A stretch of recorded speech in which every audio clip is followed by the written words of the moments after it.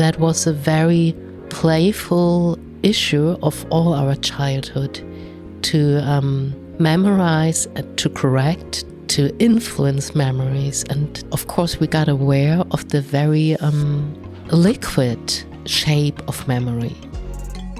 Welcome to How I Wrote This, a show about writers, their books, and the story behind their stories. I'm Pamela Hensley, and on the show today, Julia Franck talks with me about fleeing the East, the 9 months she spent in a refugee camp, and circling around trauma before she could write The Blind Side of the Heart, a novel that won her the German Book Prize. Julia was born in East Berlin in 1970. Raised by a single mother who worked as an actress, her upbringing was liberal and unsupervised. At the age of 14, she met her father, who died 3 years later. She talks of the suffering in her life, the early death of her first love, the suicide of her uncle, and how her next novels will be more fictional than the ones that came before.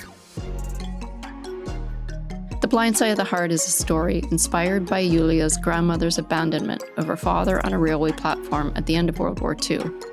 It's described as spellbinding by the German Book Prize jury and has been translated into 39 languages. 2 more of her books are available in English, back to back, which draws on life in her grandmother's house as the wall in Berlin is being built, and West, which was also adapted for screen. I met with Julia at the studio in Berlin. Julia Franck, one Christmas when you were just about 8 years old, you received a diary that you soon began writing fictional entries in. Given how later you would write fiction that is so autobiographical, should that have been a signal of things to come?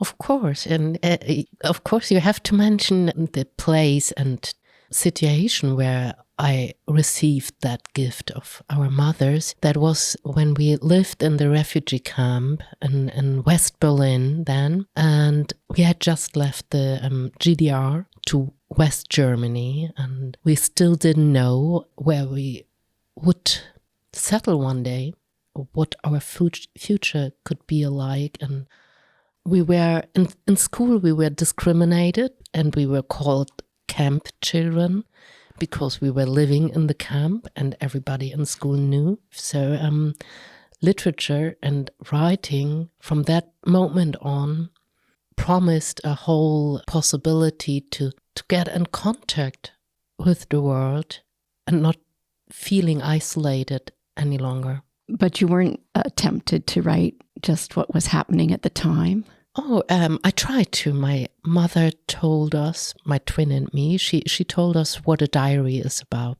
Maybe she thought of Anne Frank's diary or anything like that.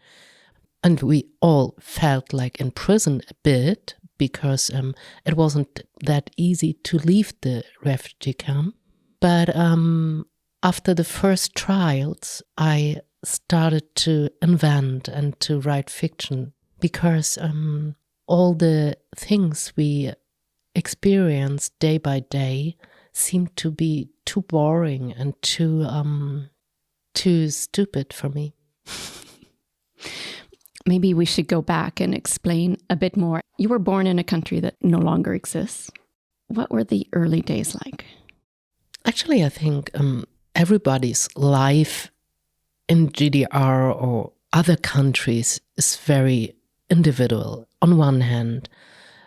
And on the other, like my family had been an artist's family, and my grandmother, my Jewish grandmother, who was socialist and then sort of communist, it was her decision to get back to Germany, to Berlin, and not to the West where she was born and raised, but to settle and move to the East. My grandmother was a very emotional artist and thinker, but she ignored the restrictions her children and all the other people around would suffer.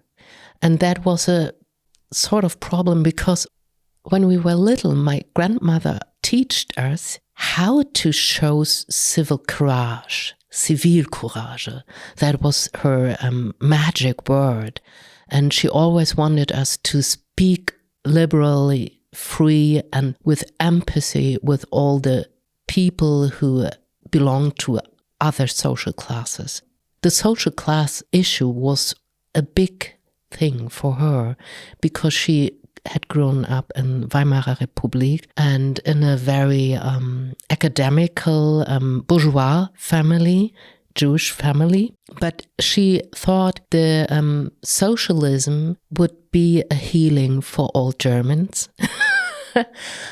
And for a longer time, she ignored all the restrictions in GDR. Maybe until her only son, committed suicide with 18 years, a few months after the wall was built. And that was the first moment when she realized that the GDR is not the better Germany. You've talked about the independence or freedom that you had as a child in that household. At the time, how did you view it? I was always a little bit suspicious. So was my twin. We both were suspicious. We sometimes had the feeling they would play roles and that they wouldn't be the only and very authentic person always, but they would change as soon as friends were there or as soon as a very close, intimate fellow would be there, or as soon as the audience changes. Also the way of speaking, the way of behavior changed. I remember a very early dream in my childhood I had when I dreamt I would be a robbed child, that my family, my grandmother, my mother, my elder sister, they would be robberies, and they just catched me and adopted me. In reality, in my dreamlike reality, I wouldn't be a real child, a biological child of them. And I think that very early dream I had, like I know it because I did talk a lot with my sister, my twin sister. Both of us were in a talking and playing relationship for all our childhood. So we built a sort of collective memory together. Also, if we were in different opinion to certain circumstances of experiences and perspectives, of course, but we always memorized certain experiences we had. So that was a very playful issue of all our childhood, to memorize, to correct, to influence memories. And of course, we got aware of the very liquid shape of memory. Memory isn't something you can conservate in a box. It's changing all the time. It's changing all your lifetime, and it changes,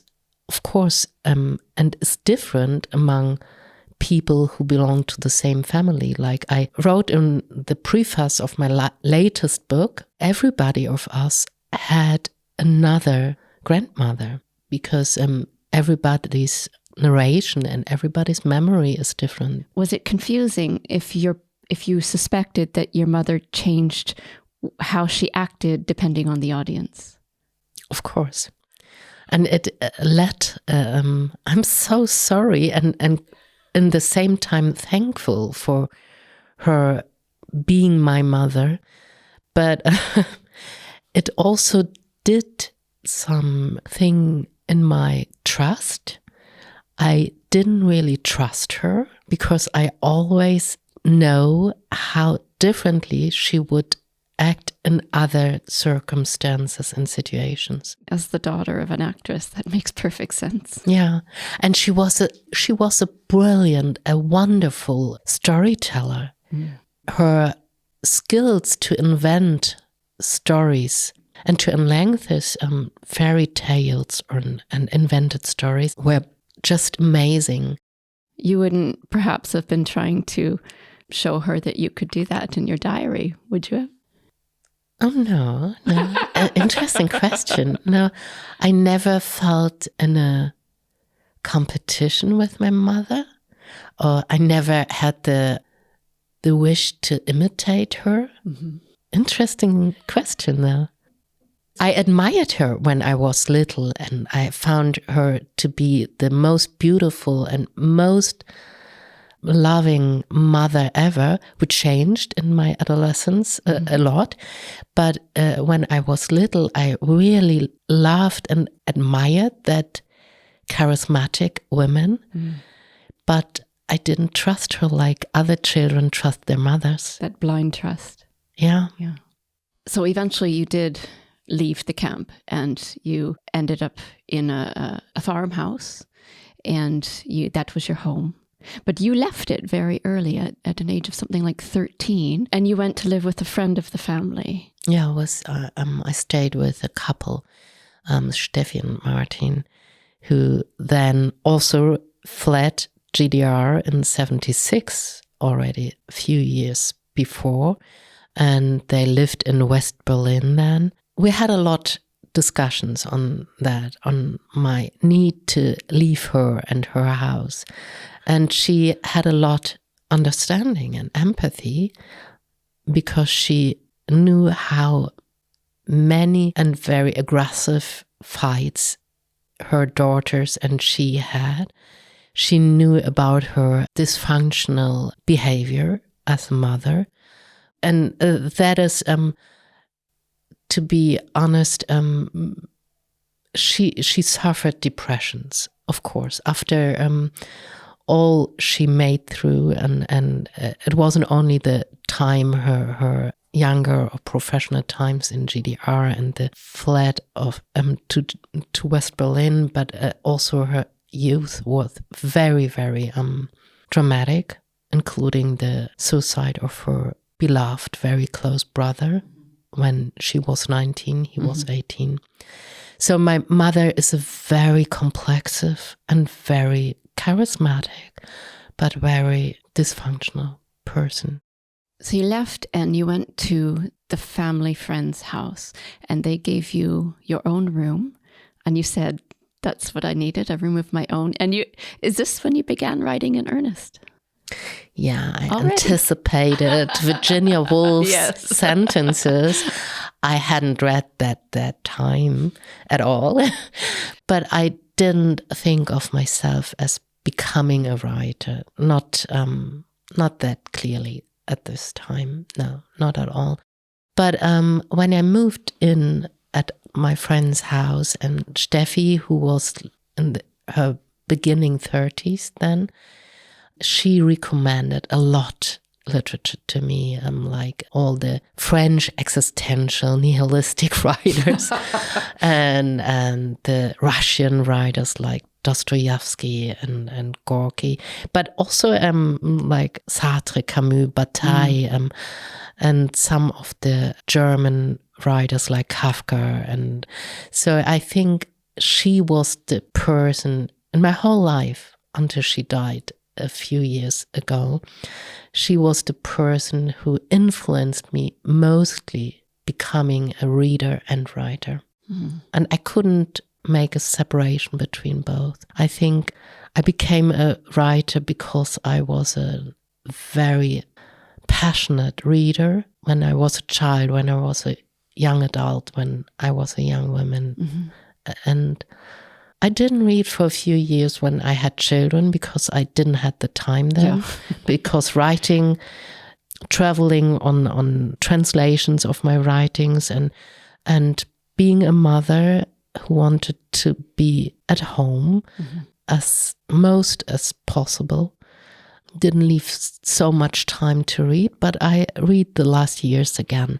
And I really find it essential to learn about worlds, to learn about people, to learn about fortunes, perspectives on world, perspective on lives. You went on to study literature. You traveled, you became a journalist. And then in 1997, you began to publish novels. Your first two are somewhat mysterious. Were you playing with style, or did it take you time to find your voice? No, I circled around my fear to write about those very painful experiences in my family and my own life.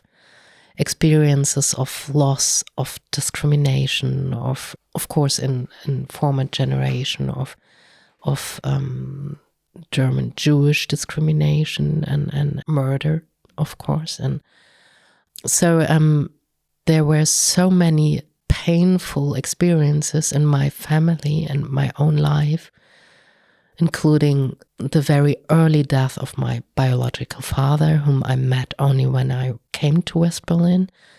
When I was 14, he suffered brain cancer, a tumor, when he was 49, and I was 17 then when he deceased.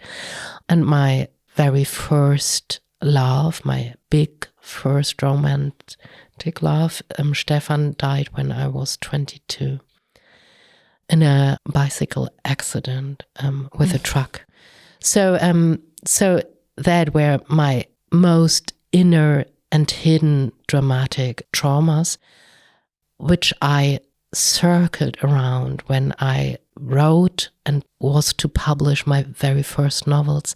So that they were very much fiction at its farthest extent, maybe, not to come close to my own experiences. And then after the first 3 books, they also include a collection of short stories, I decided for getting closer.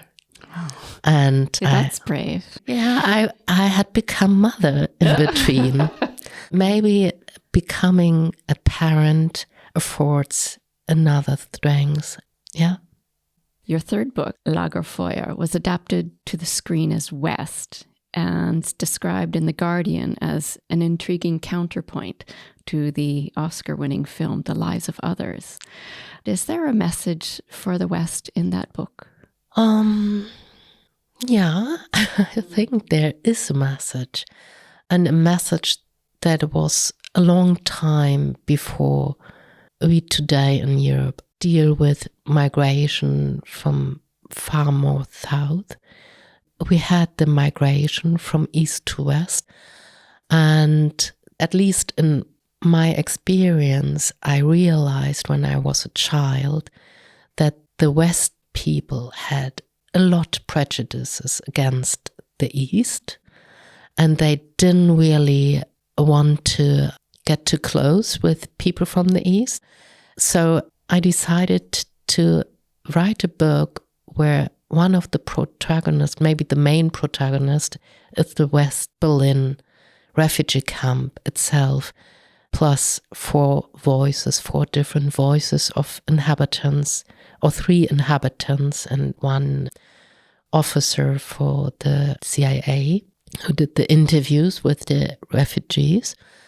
And I thought it is very interesting for Western people to remember that we or they, and now it changes, where is we and where is here, where is there, that changed in my childhood and adolescent times always. I didn't have a fixed point of view from here, neither from east nor from west, but I clearly remember the prejudices, the restrictions, the discriminations people in West had and followed against people from East Europe. Mm-hmm. We'll be back after this. Let's talk about your next book, Die Mittagsfrau, which was translated into English as The Blind Side of the Heart, and the one that brought you international fame. It tells the story of a woman who abandons her young son Peter at a railway station in the days just after the Second World War. The novel opens with a prologue in Peter's voice, then switches to his mother's voice. And before we delve into the content of the book, can I ask you if it was always structured that way? Yes. You will. I'm fascinated by structure. Yes, so am I.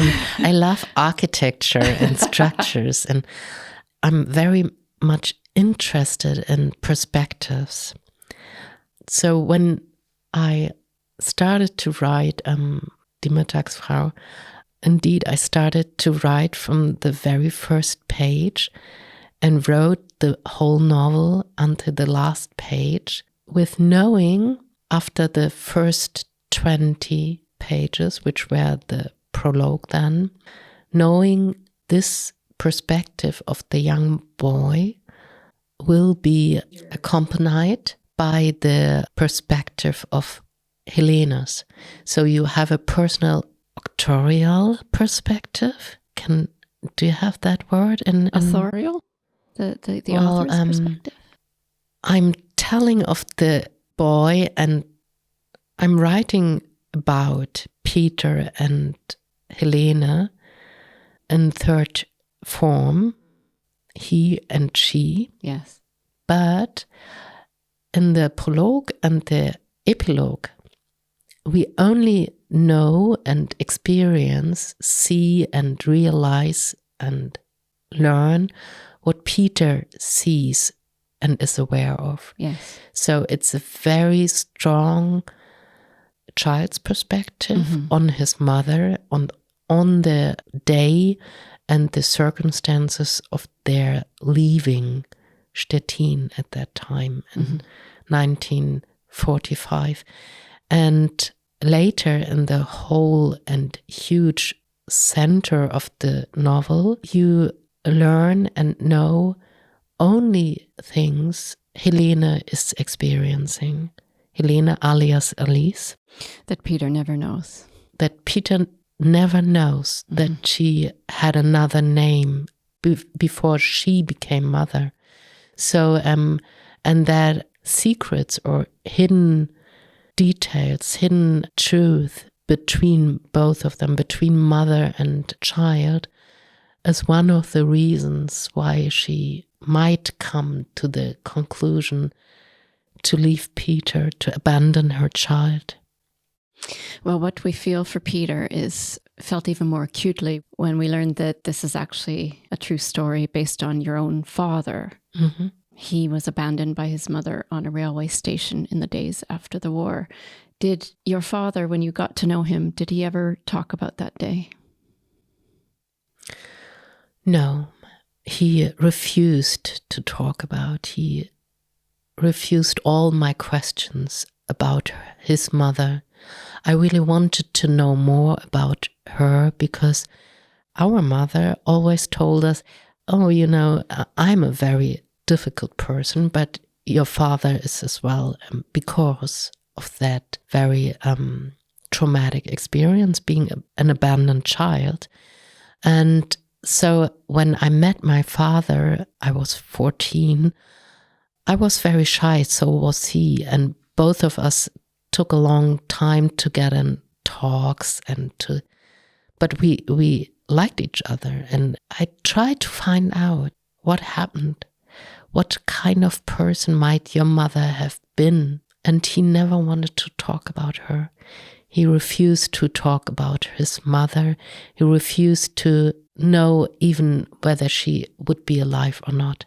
He doesn't know. When he was on his deathbed, he didn't know whether his mother would be alive or not. He hadn't had any contact with her. He simply never forgave her.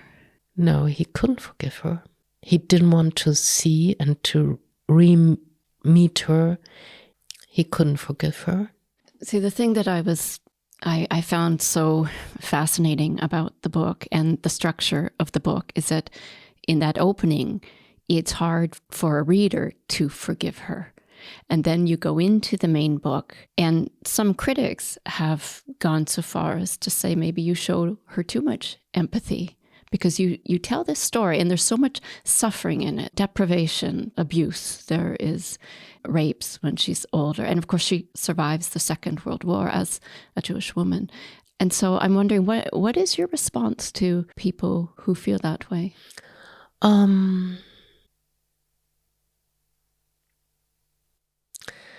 Well, maybe two things. Maybe, you know, in all times of wars where genocides or maybe even only domestic violence influences individual lives, especially in war times where most families, like the individuals, are damaged and some destroyed. The nucleus of society, of the social boundings, are destroyed. And you have orphans and women's houses full after and during war times in all regions of the world. And orphans not only because their parents, both father and mother, would be dead, but also because if they're not physically dead, they are suffering traumas and they cannot cope the parent-child relationship anymore. So, and I also got similar reactions to my novel when I traveled to Croatia, where the war was only a few years ago. And they told me, oh, we have a similar problem here. Oh, we have huge damages and destructions in the very private nucleuses of our society. Mm-hmm. So you cannot judge on a father or a mother who is abandoning their child. And there is not a biological, bounding as soon as a child is born. I even have an understanding and empathy for teenage mothers who give their child away because they know they cannot afford what a stable family could for them. Mm-hmm. I think the more you involve and the more you do research on human condition, the more understanding and empathy you develop. And then there is another aspect of the whole discussion about mothers. Years after Blind Side of the Heart was released, the whole regretting motherhood, a movement popped up. And I think we always talk about mothers and we forget about fathers. But why we don't talk about fathers? Maybe if we would find out, sometimes it's lonely or single mothers or mothers who try to be independently in under circumstances and conditions where the environment would expect them to be a housewife and mother only. And Helena's century was a century of huge chances for women. She had the hope for maybe studying one day. To be a doctor. Yeah.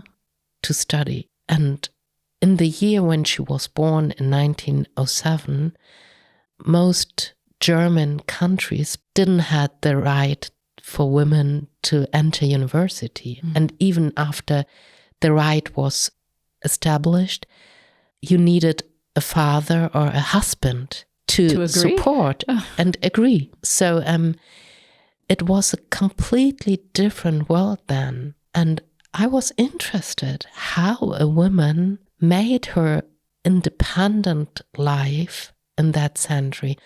I didn't know my paternal mother. I didn't know whether she was Jewish or not. I only had my maternal grandmother who was Jewish.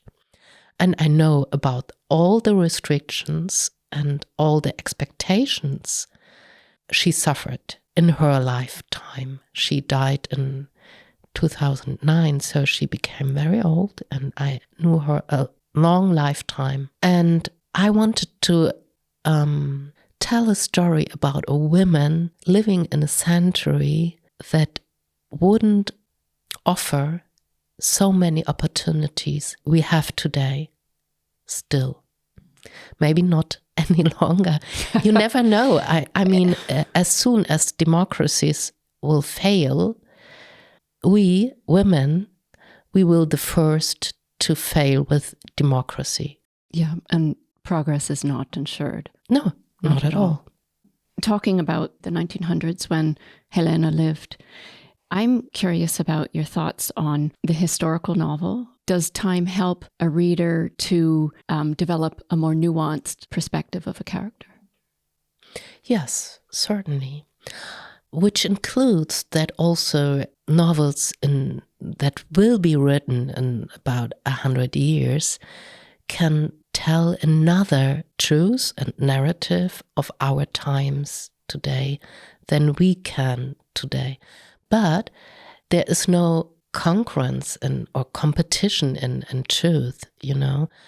There is a core of truth and of perspectives on certain times. And I think that for me, it was a lot easier to write about women in the 20th century than it would have been for my mother or my grandmother, because they were too close.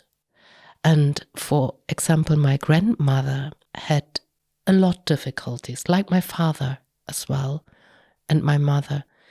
But my grandmother had a lot difficulties to talk about her most painful experiences. Of course, yeah. She would prefer to be silent on that. Yeah, I understand that.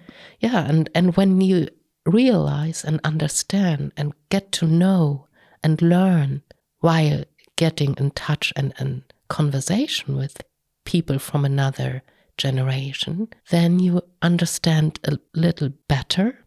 And I think my grandmother also, she was very astonished about the openness, the frank reports people in my generation would give and would do about their own personal lives, for example. Mm-hmm. In her generation, nobody would do that. Nobody would give a report on their own life and their own personal, intimate sexual or health or being a parent, a soldier, a teacher experience. In her generation and her view, that seemed very self-centered and narcissistic. Privacy, or what privacy means, has changed a lot. Yes, yeah. The Blind Side of the Heart won the German Book Award in 2007 and has been translated into, I think, about 39 languages. Did it change your approach to writing in any way? No, maybe there is a change because the aging of myself and because today I also realized how my own perspective on certain things or situations and questions would change during my lifetime. But there is no reaction and change because of the success or because of the resonance, the reflection of other languages and cultures. But of course, what I really appreciated was that I had the opportunity to travel a lot in the decade after the German Book Prize, and when all the translations made me travel to the States, to Israel, to Vietnam, to Argentina, to everywhere. In terms of craft, did it change? That also changes from book to book, book by book, is written differently. My early novels were written very chronological.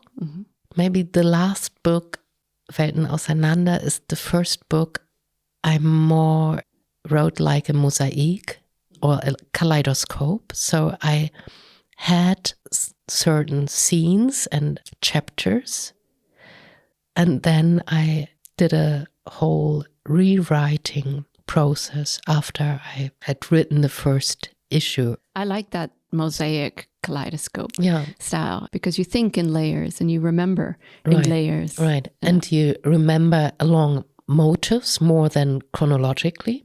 Certain topics lead you through the whole book. And as a writer, as well as the reader, you can follow it, and you wouldn't be lost even if I switch forward and backwards chronologically. The novel you wrote after The Blind Side of the Heart was called Back to Back, and it takes place in the former GDR, just after the wall goes up. Like Blind Side of the Heart, it's ostensibly about individual lives, but there's this allegorical feel to it. Do you think about the parallels between the smaller stories and the larger stories when you're writing? Of course. Like in my family, or families, mingle different layers of our society, of our political history, of our backgrounds. And as you always have a narrative and very individual perspective in literature, you can think as a reader, you can extend the individual story to a brighter and metaphorical or historical story. So I think both the microcosmos and the macrocosmos are always interlinked. How literal should we be? Should we look at Katie, who is the mother and is fairly cold and not very maternal? Should she be read as an oppressive state? And the twins like East and West? Or is this going too far? I would leave it up to the reader to interpret and to analyze. Well, there's a lot of opportunity to imagine what they might represent. Which is the wonderful thing of literature, that you always have the immersion, the complete immersion between writer and reader. Yeah. There is no book without a reader. And there are so many books, like the readers, like when you have 5 different readers and you ask them, what is the story about and what would it mean, you will receive 5 different answers. Yeah, of course. In Back to Back, it's sort of in the background, the way the wall is going up in the middle of Berlin. And yet it's not a focus for any of the characters. They either don't seem all that concerned about it, or they can't do anything about it, so they don't pay it much attention. Would you say that was a common response? Oh no. I wouldn't even agree, because Thomas, so we have the siblings, Ella and Thomas is afraid and suffering because he knows that the wall is built like the son of my grandmother. He's 18 when this wall is closed. Mm-hmm. And he is writing to friends and relatives in the West, please get me out of here. Please help me, answer me. So he is committing suicide. And you know what my grandmother's best friend from France, Jewish Berliner who fled to France during the Nationalsozialismus, he held the speech for the death of my uncle. And he said the one sentence, he died of our ideologies. And he said that in 1962. Back to Back is very, very close to the real story and the facts in my family and the country around at this time. So it influenced the people, and it involved them. They were living in that state, inside that closing wall and country, Thomas is a tragic character. He's got his mother to deal with. He wanted to be a writer or a journalist and was not allowed to. And of course, he falls in love with a doomed woman essentially. I wondered if you felt he was a doomed character from the start. Well, yeah, I think he is just not strong enough to cope. And he developed after he realized that nobody from the West could and would help him, would reach out for him to get out of the country. He felt so caught, so inside, caught in the border, caught inside the system, that he had a certain ekel, disgust. Yes, disgust for society. For society. As you mentioned, the story is very close to your mother's side of the family. Were you at all concerned with writing the character of Katie, which is not very flattering, about publishing that and the consequences of it being public? I wrote it after my grandmother died. I started in 2009, and I decided to wait until her death because the last 3 or 4 years she was dement, and she wouldn't be infected by the whole publishing process at all. But I didn't want her to be alive when I published this book. I know how strong she had hidden the suffering of her losses all her life. Only with her closest friends she spoke about the death of her first man husband. She wasn't allowed to marry because of Nationalsozialism didn't allow Jews to marry non-Jews. I knew that my grandmother wouldn't like anybody to talk about certain things and experiences in her family, her life. But my mother, again, is another generation. She told us very early on about her own childhood, including abuses, sexual as well as mental, psychological abuses. From very early on, she told us a lot about the very close existential relationship to her brother. And she also told us very frankly about being abused by her stepfather, being abused by a spy, an officer of a secret service, who was lodger in the house of her mother's. And she had been abused later 2 or 3 times. So since my mother told us about her experiences with those men, plus the very idolized brother who hadn't been a sexual human being at all in her narratives, but he was in the same time. He had a girlfriend, but in her narrative, he was opposite. He was very differently than all the other men in her life. So I had the stories and the storytelling of my mother's also about her past.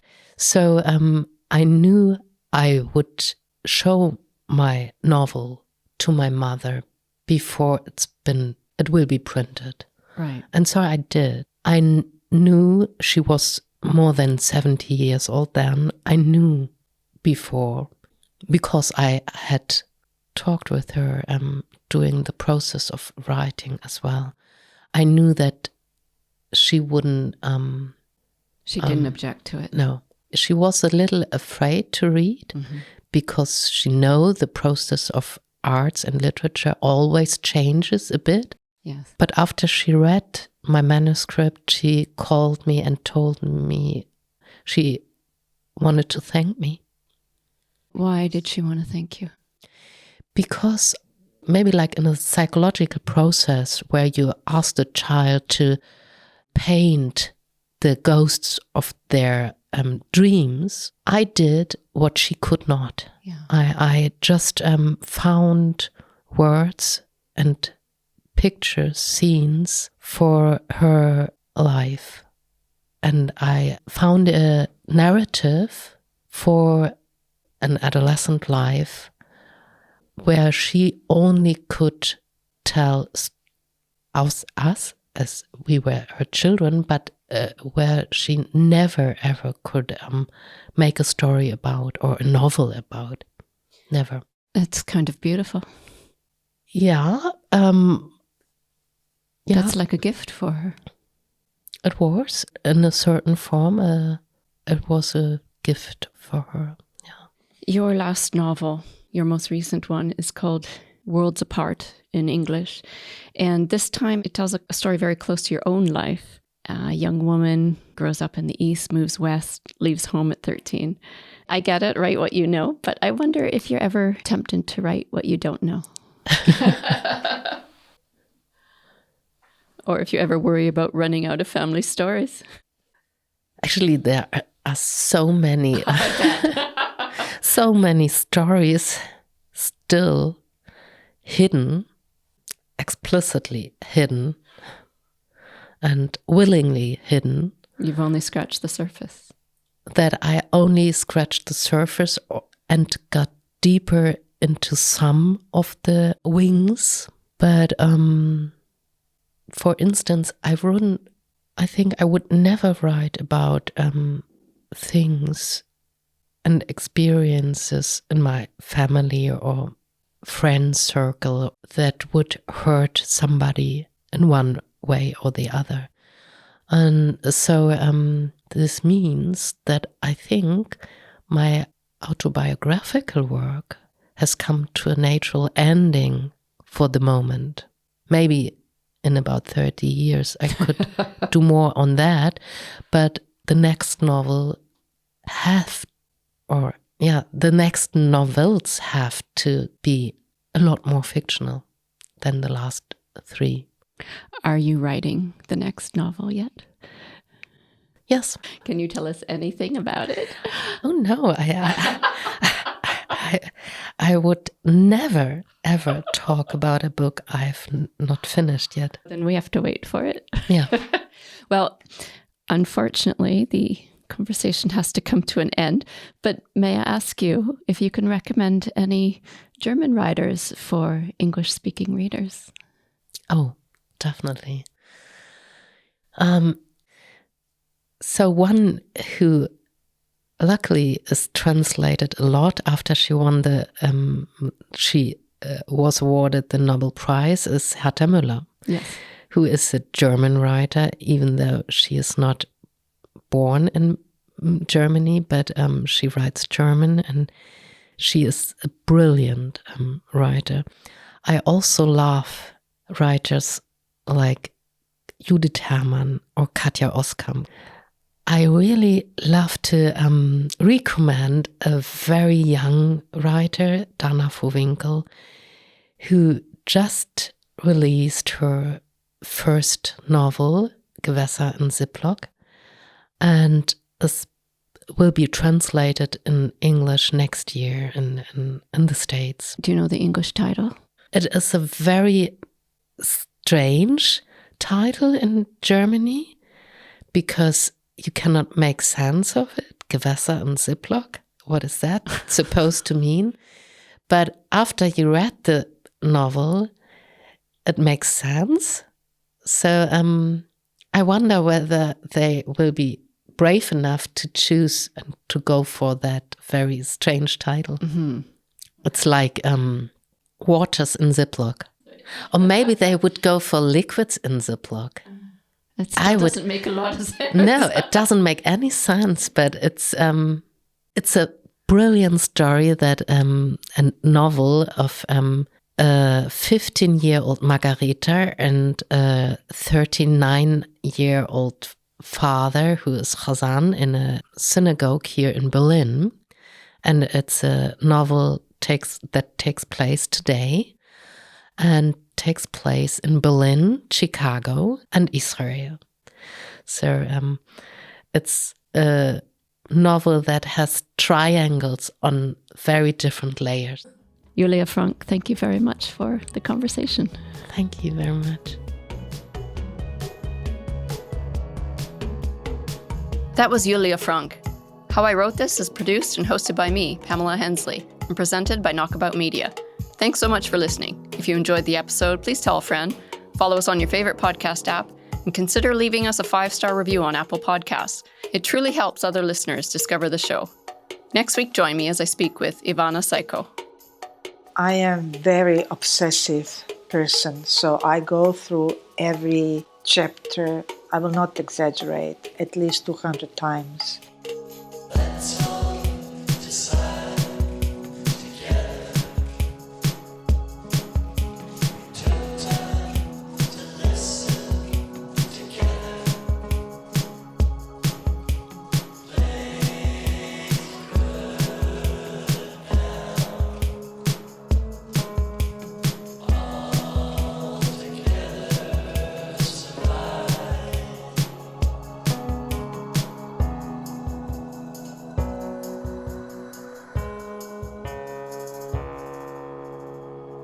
Knockabout Media.